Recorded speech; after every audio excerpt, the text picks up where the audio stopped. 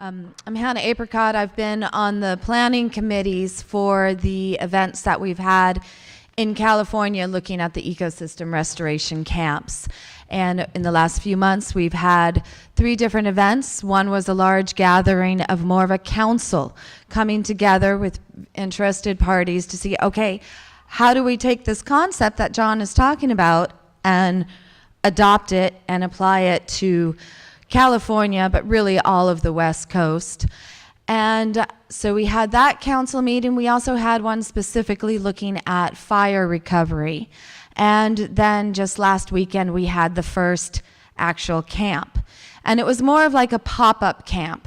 We stayed at a farm about half an hour from the town of Paradise.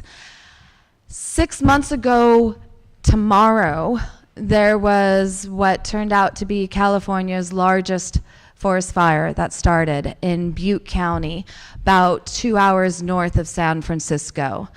Several towns were affected, but everybody hears about the town of Paradise because there was 14,000 homes burned, 84 people killed.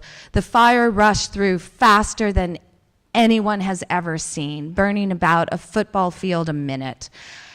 It hit around 7 a.m. If it had hit earlier, we would have had a lot more deaths. Luckily, people were up, getting ready for work. A lot of people had just dropped their children off at the school. Completely devastated this area. And a big part of why it was so devastated was because the fires from 10 years ago, they came in and they cleared a lot of the trees. They did not leave the trees to kind of do its natural ecosystem recovery. And there's a lot of other clear cutting and forestry work in the area. So there was not the natural wind blocks. There was not the natural trees there to keep the soil more moist. And now we're seeing absolute devastation afterwards as PG&E and other companies, PG&E is our electric company whose lines were what started the fire.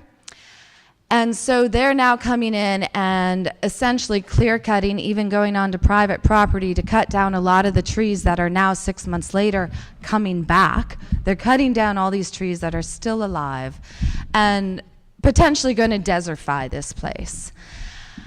And so just a real quick nutshell of the situation. Matthew Trum is a man in the area who had been on the phone with John just right before the fire saying, hey, we really want to do an ecosystem restoration camp here.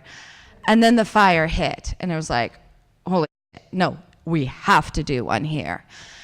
And so something to also really understand with these concepts is when people have the devastation happen to them, it's really hard to then plan and organize and bring all of this in that it takes to do a camp. And so Abundant Earth Foundation, my group, and several others of us have been trying to offer the support and everything that we can to everybody in the community. This is the 10-year anniversary of myself losing my house in a forest fire in Santa Barbara. And so the emotional trauma that people go through is so hard to recover from. It's really harder than the ecosystems. And so a big part of the camp that we did last weekend was offering that emotional support to the community and also a way for both the community members and outside people to come together to help restore the ecology and the community itself. So we had probably at least 80 people camped out on this farm, and then we drove up the half an hour to the one of only 2 schools that are back in session in the town of Paradise. And there was over 100 people there that day to do a big permaculture blitz.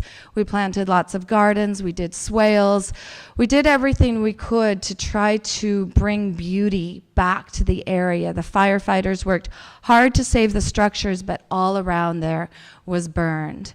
And so these are just a few of the photos from the school. I have a lot more that we'll give to John, but this is all that we've been able to kind of add on right now. So just wanted to share this with you so that you guys see the idea of the camps are big and will morph and be different everywhere. But a big part is not only the ecosystem of the earth, but also the community and the ecosystem of the people that we're looking to heal. Yeah, and Frank was there, and I saw Nick earlier. Oh, Nick wasn't at that one, but he's at our other gatherings. So, yeah, Frank, if you want to share some of your perspective as I show some of these photos. So, hi, hi. I'm Frank Sanborn, and I'm one of the outsiders that have come in and have tried to be of service to the individuals who are there helping their fellow citizens go through this journey. And I got to meet Matthew Trum shortly after the fire. The gray hat. He's the gray hat there, and I've spent many hours with him since then, helping to see all this come together. And what I want to say is that we planned this in 3 weeks.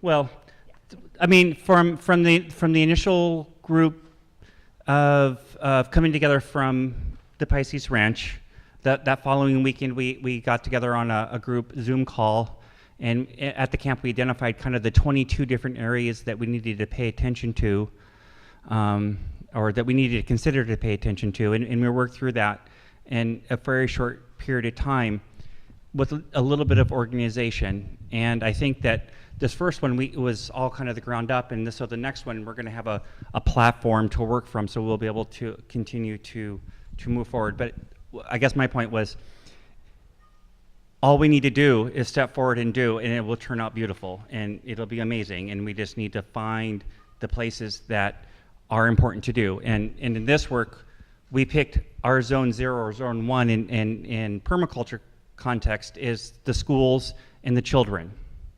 Because if we can, because that's where area where people naturally come together as communities, and that's where we can help with the most trauma from a family and community perspective. Yeah, thank you. So yeah, let's go outside, enjoy some sunshine, and talk more about the camp systems and how maybe you guys can take this concept to your area.